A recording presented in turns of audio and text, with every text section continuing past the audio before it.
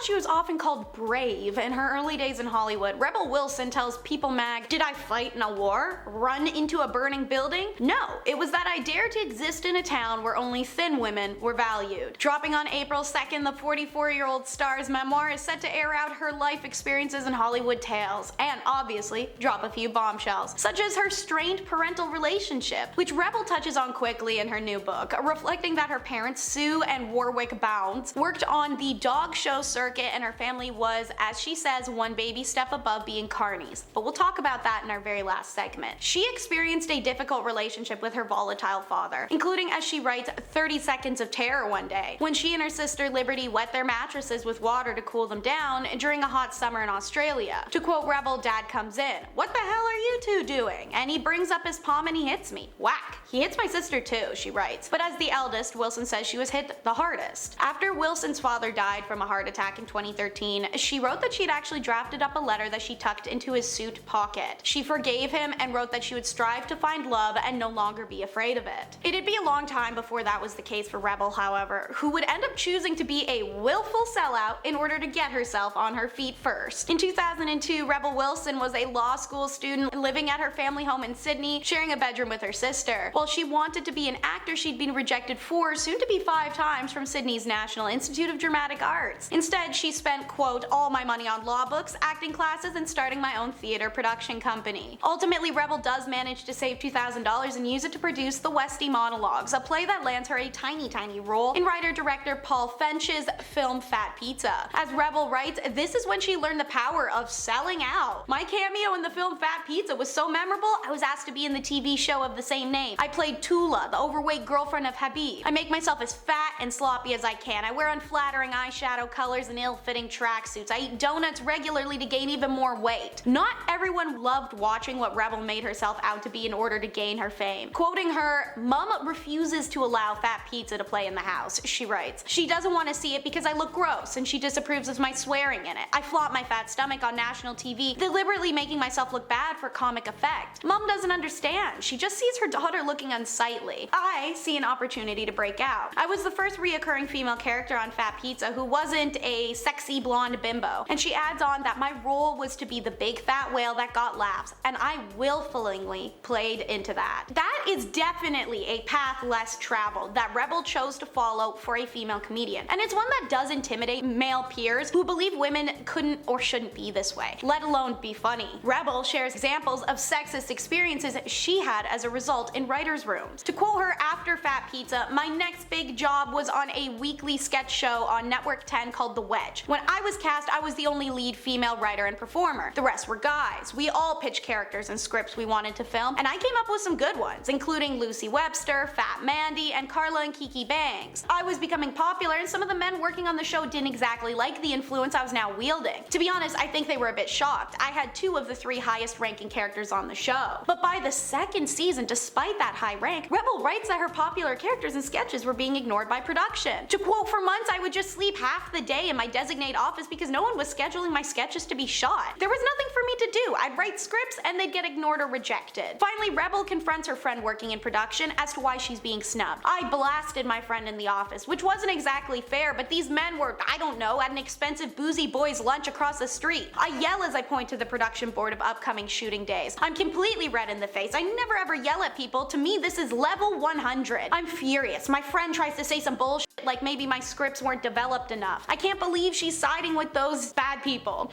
Later, I'll come to realize maybe she has a mortgage as well." Rebel writes she did never speak to that friend again, and The Wedge was actually cancelled after its 2nd season. Ultimately, it's a good thing because it allows Rebel to make her big break, with quite a bit of fat shaming along the way. It was less than a year after The Wedge had been cancelled, in 2008, when Wilson starred in Bogan Pride, a 6-part TV series that secured her a meeting with agents in Los Angeles. She went on to complete a law school degree at the University of New South Wales before moving to LA. On her 2nd day there, she's signed by William Morris Endeavors. Finally, after 29 unsuccessful auditions, she lands a role in 2011's Bridesmaids. The hit film effectively launched her international career, and within 2 weeks of its release, she's booked 6 movies including Pitch Perfect. But in those 6 weeks alone, Rebel heard decades worth of weight commentary. I recall getting a lot of comments like, "Oh wow, you're so brave." These were normally meant as, "Oh wow, wow, you in your size 20 body strutting down the red carpet like you're hot? That's so brave. Or, oh wow, you're so obese, but you still get in front of the camera and smile. That's so brave. I was really put off by these comments, which 99% of the time came from other women. Why am I so effing brave? Because I'm just me? Rebel writes, continuing that the way they kept going on about being brave made me wonder how many negative comments were these women getting about their bodies in their daily life. I seemingly didn't care about society's pressure to be thin, but that pressure was so great in women's minds that it was as if I was fighting a war against the patriarchal gaze. Worse yet is Rebel explained that there is no collegiate or no supports between plus-size celebrities in Hollywood, who instead often belittle or make fun of each other's weights to deflect from their own. To quote her, some actresses would get offended if I called them plus size in this book, so I have to be careful with what I say. This is why I think Adele hates me, Wilson writes. There was a moment when she was bigger and some people would confuse us for one another. I'm assuming because, to be fair, I've never asked her why she hates me. Wilson added that Adele always quickly turned away from her whenever Wilson was heading in her direction, to quote, as if my fatness might rub off on her if I were near her for more than 30 seconds. That she didn't like being compared to, quote, Fat Amy, Wilson penned, referencing the Pitch Perfect character. While Rebel only talks in a hypothetical comparison, as a human being who's been on the internet, I can say I've actually seen plenty of people in the past comparing these women, especially when they were famous simultaneously while looking facially similar and being the only plus-size celebrities in the spotlight of the time. Ultimately, Rebel would go on to have a highly complicated relationship with her weight and an eating disorder, a combination coming from her consistent typecasting requirements and her mental illness that launched her career. Rebel references this struggle many times throughout the novel, such as when she returned to her LA apartment after shooting Pitch Perfect. To quote, I'd had such a blast, made all these incredible new friends, and then just disappeared overnight. It sucks. The loneliness is back big time. I start yet another draft of my sitcom Super Fun Night. I order a family-sized pizza even though I know I shouldn't. I discover these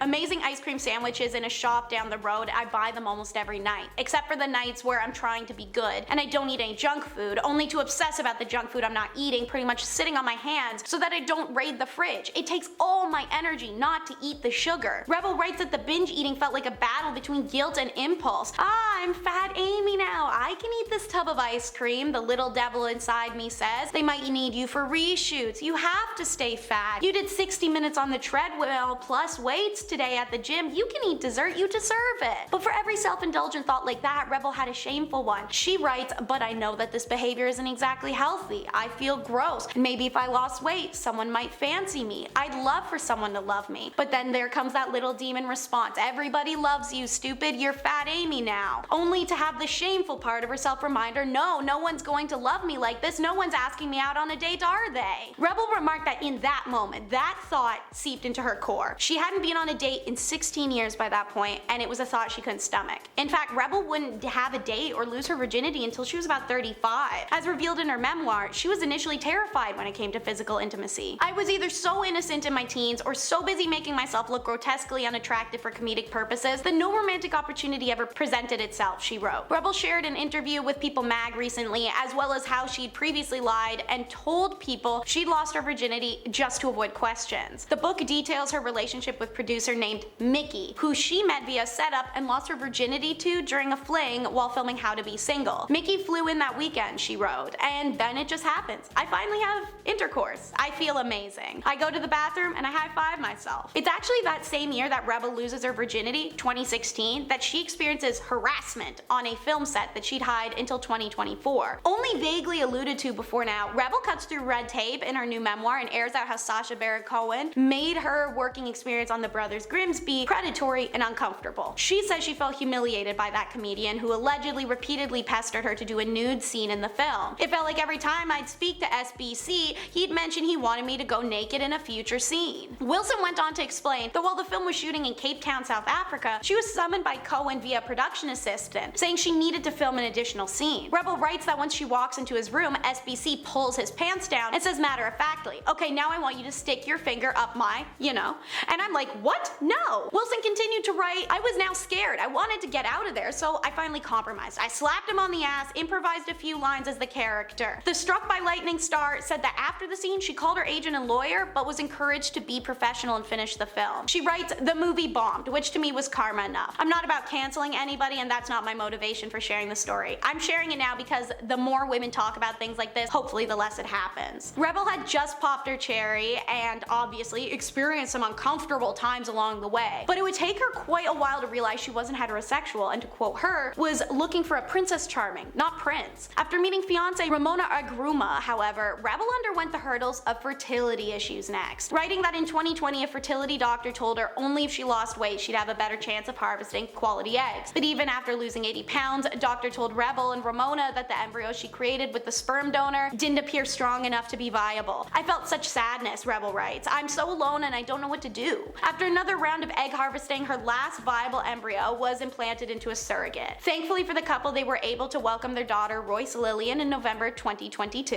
So, reaching the end of our video, I want to bring us back to 2015 and Rebel's very stupid scandal. I found it interesting to hear this Aussie actress was doing a memoir after she'd been prior called out for lying and misrepresenting massive parts of her life in the aforementioned year of 2015. Prior to then, Wilson was believed to be 29 and had at various points claimed to grow up in the ghetto with bogan, aka working class parents. It was revealed shortly after Pitch Perfect 2 by an Australian tabloid that Wilson was actually 35 and that her real name, despite insistence otherwise, was Melanie. Now at the time of this first revelation, Salon's Rachel Kramer Bussell commented that this is just part of the experience of being an actor in Hollywood. Creating a mythology is just a way to work your way up, she went on to say, inventing new names, backgrounds, family histories, and yes, ages. But then time dug deeper into Wilson's records and found that she did in fact lie about her background and family history as well. Wilson's real name is Melanie Elizabeth Bounds, and despite having told the Australian Women's Weekly mag in 2014 that it's actually Melanie Elizabeth Bounds, and the report also goes on to find that Wilson did not grow up in the ghetto like she told Ellen DeGeneres in 2013. She actually attended upper crust Terra Anglican school and lived in the comfortable Castle Hill area. She makes references to her broke parents who were just above carnies in her memoir, and it seems like Rebel might just be lying again when she does. Which, let's be real, a stage name is one thing, but don't lie about your biography, because in this day and age, it absolutely will be publicly debunked, which it already has, and she's referencing a debunked story again. So, viewers, will you be reading Rebel's memoir, Rebel Rises, which comes out April 2nd? Or are you gonna hear a bunch of other people's opinions online and formulate your own from there? Comment down below, or don't. Feel free to share the video with friends and family to start a convo, maybe subscribe to stay up to date on more of our content.